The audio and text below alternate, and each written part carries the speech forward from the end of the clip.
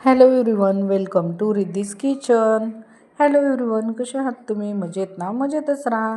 तुम्हा सर्वांना होळीच्या खूप खूप शुभेच्छा. होळी आली म्हणजे सर्वीकडे एकदम जल्लोष असतो. मुलांमध्येही खूप उत्साह असतो, रंगांचा उत्साह असतो आणि आपण सर्वकडे गोडधोड स्वयंपाक करत असतो. त्यातच आपण पुरणपोळी, खीर, बासुंदी करत असतो.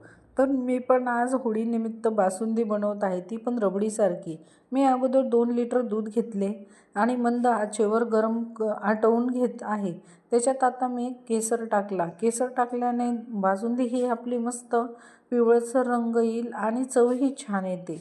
म्हणून मी त्याच्यात केसर घातलं आहे आणि एकदम मंद आचेवर सतत ढवळत राहावं लागतं, जेणेकरून दूध हे खाली दुधाशी चिटकायला नको म्हणून, करपायला नको म्हणून.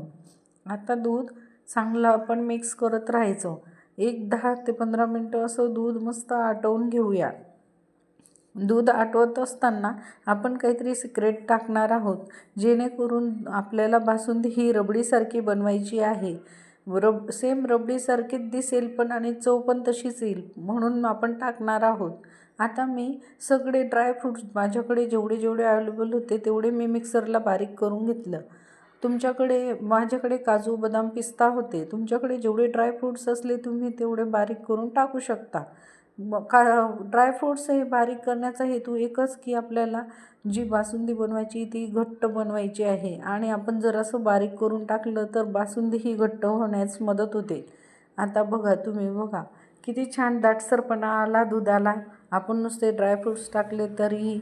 आता आपण सिक्रेट टाकणार आहोत, म्हणजे आता मी नॉर्मल टेम्परेचरचं दूध घेतलं थोडं आणि 4 चमचे दूध पावडर घेतले.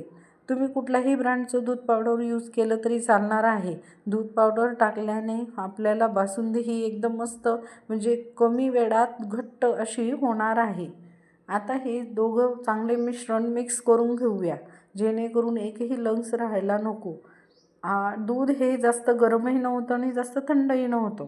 आता यांना चांगलं एकजीव करून घेऊया. पूर्ण मिक्स झालं की आपण दुधात टाकूया. अगोदर पूर्ण जे आपले लंग्स आहेत ते सगळे मोडून घेऊया. हे बघा, असं दूध पूर्ण मिक्स करून घेऊया.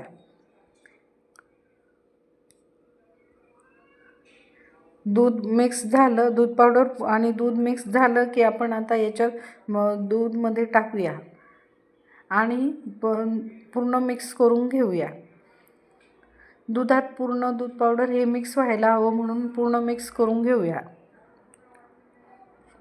हे बघा, असं पूर्ण मिक्स करून घेऊया. नुसतं दूध पावडरच टाकलं तरी बासुंदीला इतकं दाटसरपणा आला. अजून 10 मिनटं आपण त्याला चांगलं आटवून घेऊया, जेणेकरून दुधाचं आणि दूध पावडरचं मिश्रण हे एकत्र होऊन जाईल. आता एक छोटी वाटी साखर घेतली.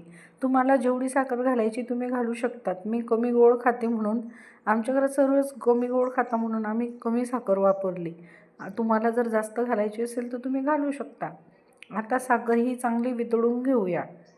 दूध नेहमी चमच्याने मिक्स करत राहायचं, जेणेकरून दुधाशी आपल्याला दूध करपायला नको म्हणून. हे बघा, असं चाळत राहायचं कंटिन्युअसली. 10 ते 15 मिनटं आता हे सर्व जेवढं आपण टाकलेलं आहे ते चांगलं आपण शिजवून घेऊया, जेणेकरून जे ड्रायफ्रूट्स वगैरे आहेत त्यांचा कच्चापणा नको राहायला म्हणून. आता दूध हे छान आटवून गेलं आहे आणि दुधाला घट्टसरपणा पण आलेला आहे. दुधाला मस्त दाटसरपणा आला आहे. हे बघा, आता दूध थंड मस्त फॅनखाली करून घेतलं मी आणि दुधाला पिवळसर रंग केसरमुळे आलेला आहे आणि मस्त दाटसर असा आपली बासुंदी रबडीसारखी झालेली आहे. तुम्हीही बघून घ्या. हे बघा, एकदम मस्त रबडी तयार झाली आहे. ही बासुंदी आपण पुरीसोबत आणि पुरणपोळीसोबत किंवा अशीही चमचीने आपण पिऊ शकतो.